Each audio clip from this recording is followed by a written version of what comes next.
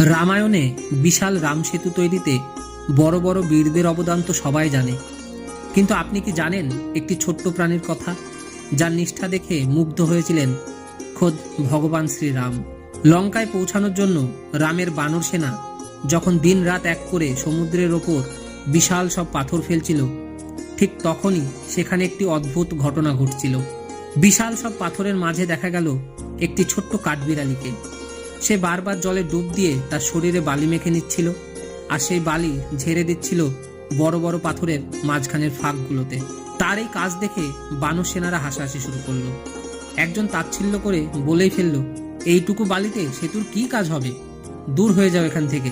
অপমানিত হয়ে কাঠবিড়ালিটি যখন দূরে ছিটকে পড়ল, তখনই সেখানে আবির্ভূত হলেন ভগবান শ্রীরাম। তিনি পরম মমতায় ছোট্ট প্রাণীটিকে নিজের হাতের তালুতে তুলে নিলেন। শ্রীরাম সবাইকে উদ্দেশ্য করে বললেন, কাজের আকার বড় বা ছোট সেটা বড় কথা নয়, দেখার বিষয় হলো তার পেছনে কতটা ভক্তি আছে।